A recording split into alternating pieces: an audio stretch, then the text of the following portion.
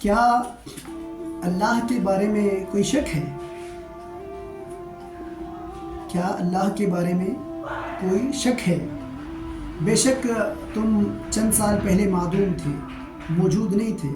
اس سے پہلے کے جو لیسنس ہم نے پڑھائے تھے، مطلب کہ ایمان کے ارکان، اسلام کے ارکان، اب انہی چیزوں کو مصنف علیہ الرحمٰن نے تفصیل کے ساتھ بیان کیا ہے۔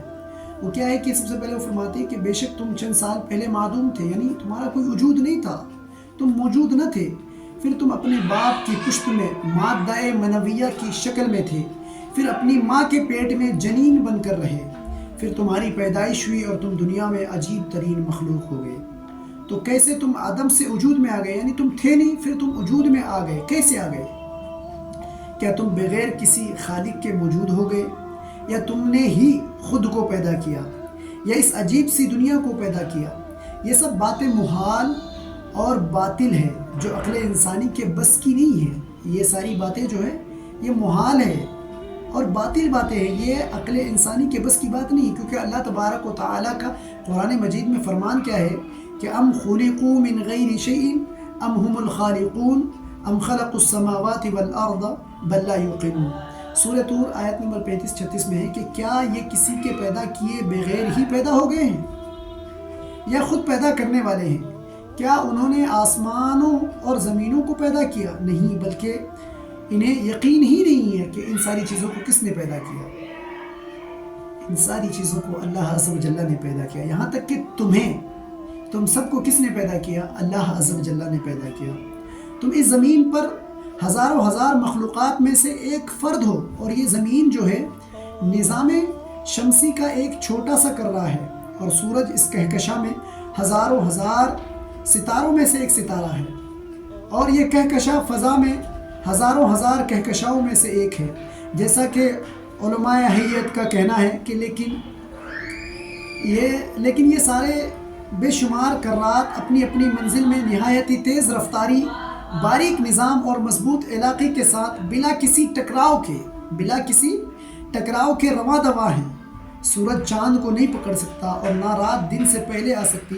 ہر کوئی فلک میں اپنی منزل میں چل رہا ہے، یعنی ہر کسی کا ایک مقام ہے، ایک ٹائم ہے، ایک ٹیبل ہے۔ Everything is depend on their rules and regulation and on their time۔ مطلب ہر چیز جو ہے اپنے طور طریقے، قاعدہ، قانون اور شرائط کے مطابق چل رہا ہے۔ سورج کے ایک الگ مقام ہے، سورج کی ٹائمنگ الگ ہے، چاند کی ٹائمنگ الگ ہے، دن رات کی ٹائمنگ الگ ہے۔ تو یہ سب چیز کی تو کون ہے جس نے ان ساری چیزوں کو پیدا کیا؟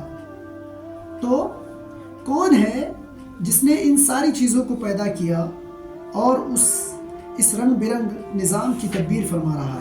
یعنی جو رنگ برنگ دنیا ہے، اس نظام کی تدبیر فرما رہا ہے، بے شک وہی اللہ عز و جل ہے۔ کون ہے؟ وہی اللہ عز و جل ہے۔ خشکی و تری، زمین آسمان، ہر چیز اس کی گواہی دیتی ہے، اللہ تبارک و تعالی کی گواہی دیتا ہے۔ اس لیے تو اللہ تبارک و تعالی قرآن پاک میں فرماتا ہے سورہ ابراہیم آیت نمبر 10 میں کہ اَفِي اللَّهِ شَكٌّ فَاطِرِ السَّمَاوَاتِ وَالْأَرْضِ۔ کیا اللہ تعالیٰ کے بارے میں شک ہے جو آسمانوں اور زمین کا پیدا کرنے والا ہے؟ تو اس میں شک کی کوئی بات ہی نہیں ہے۔ مثال کے طور پر یہ سمجھے کہ یہ کتاب ہے، اس کو اگر ہم حرکت دینا چاہیں تو حرکت ہو سکتی ہے، یہ رکھی ہوئی رہے گی تو بغیر کسی کے ہلائے ہلے گی نہیں۔ مثال کے طور پر میں اگر بولنے کی کوشش کروں گا تو ہی بولوں گا، بغیر کوشش کیے تو بولا نہیں جا سکتا۔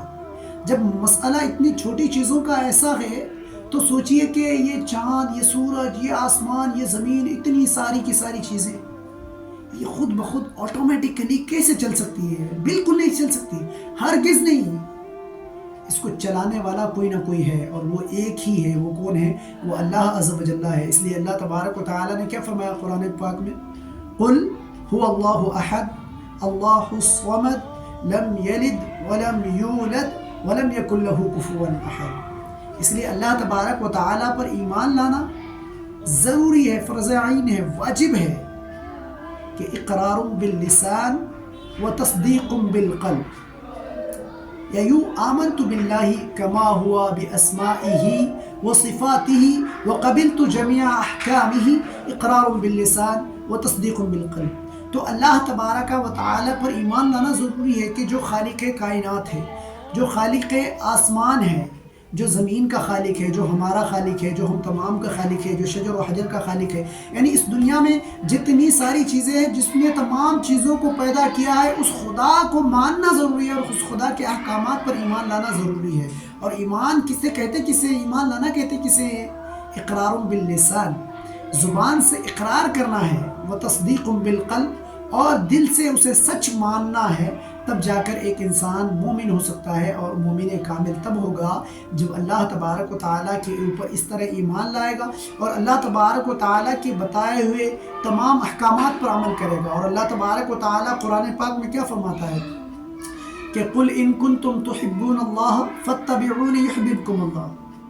اے محبوب پاک صلی اللہ علیہ وسلم، آپ ان لوگوں سے فرما دیجئے جو لوگ یہ دعویٰ کرتے ہیں کہ وہ اللہ سے محبت کرتے ہیں، ان سے فرما دیجئے کہ فَاتَّبِعُونِ يُحْبِبْكُمُ اللَّهُ، کہ اے لوگو تم میری اتباع کرو، اللہ تبارک و تعالیٰ بھی تم سے محبت کرے گا۔ لیکن اگر تم خالص یہ اظہار کر رہے ہو کہ ہم اللہ کو مانتے ہیں، اللہ عز و جل سے محبت کرتے ہیں، اور محمد عربی صلی اللہ علیہ وسلم کو مانتے نہیں ہو، یا محمد عربی صلی اللہ علیہ وسلم کے بتائے ہوئے طریقے پر عمل نہیں کرتے ہو، ان کی سنتوں کو نہیں مانتے، ان کے حدیث پاک کا انکار کرتے اور ان کے لائے ہوئے کلام پاک کو نہیں مانتے، پھر یہ دعویٰ کرو کہ اللہ عز و جل پر ایمان لا رہے ہو، زبان سے اقرار کرو اور دل سے تصدیق کرو، تو ایسی صورت میں یہ ایمان نہ کافی ہوگا، کیونکہ اللہ خود قرآن میں فرماتا ہے کہ اے لوگوں اگر تم مجھ سے محبت کا اظہار کر رہے ہو تو محمد عربی کی محبت ضروری ہے، محمد عربی کو ماننا ضروری ہے، محمد عربی کے طور طریقے پر چلنا ضروری ہے، کیونکہ محمد عربی صلی اللہ علیہ وسلم کو ہم نے بنا کر بھیجا ہے، اور محمد عربی کو ہم نے ساری چیزیں، ساری قوتیں عطا کی ہے۔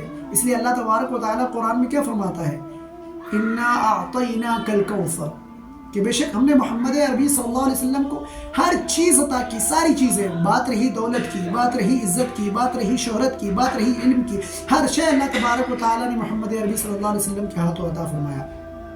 اللہ تبارک و تعالیٰ نے انہیں دے دیا اور ان کو حکم دیا کہ یہ آپ تقسیم کر دیں۔ اس لیے تو اللہ کے پیارے حبیب حدیث پاک میں کیا فرماتے ہیں کہ انما انا قاسم واللہ معطی، کہ بے شک یہ بات رہی رزق کی، بات دولت کی، بات عزت کی، بات شہرت کی، بات علم کی، تو یہ سب تقسیم کرنے والا میں ہوں اور مجھے عطا کرنے والا میرا رب ہے۔ تو اسی لیے قرآن پاک کو محمد عربی صلی اللہ علیہ وسلم لے کر آئے اور دیگر احکامات کو محمد عربی صلی اللہ علیہ وسلم لے کر آئے۔ اس لیے محمد عربی صلی اللہ علیہ وسلم جتنی ساری چیزیں لے کر آئے، ان تمام چیزوں پر ایمان لانا بالکلیہ طور پر، زبان سے اقرار کرنا اور دل سے تصدیق کرنا اصل میں ایمان کہلاتا ہے۔ لہذا آپ تمامی حضرات جو ہیں غور و فکر کریں، دین اسلام کو سمجھیں، اپنے ایمان کو مضبوط کریں۔ یہ تو مسلمان بولنے والے، ایمان مومن اپنے آپ کو بولنے والے بے شمار لوگ آپ کو مل جائیں گے، لیکن حقیقی معنی کے مطابق کون مومن ہے؟ وہی مومن ہے جو محمد عربی صلی اللہ علیہ وسلم کے بتائے ہوئے طریقے پر بالکلیہ طور پر عمل کر رہا ہو، صحیح طور پر عمل کر رہا ہو، اور محمد عربی صلی اللہ علیہ وسلم کے صحابہ کو، تابعین کو، تبع تابعین کو، اولیاء کرام کو، ان تمام کو مان رہا ہو، ان تمام کے ساری چیزوں کو مان رہا ہو، ان تمام کے طریقے پر نقش قدم پر چل رہا ہو، تب جا کر کے کوئی مومن کامل ہوگا، مومن ہوگا۔ اللہ عز و جل کی بارگاہ میں دعا ہے کہ اللہ عز و جل ہمارے اور آپ کے، ہم تمام کے ایمان اور عقیدے کی حفاظت عطا فرمائے۔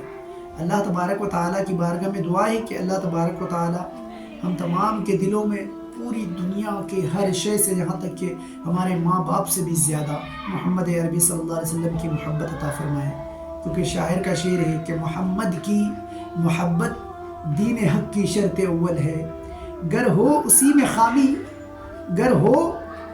میں خامی تو سب کچھ نامکمل ہے۔ اس لیے اللہ تبارک و تعالیٰ کی بارگاہ میں خالص نیت کے ساتھ دعا کرتا ہوں کہ اللہ ہم تمام کے دلوں میں سب سے زیادہ محبت محمد عربی صلی اللہ علیہ وسلم کی ڈال دے۔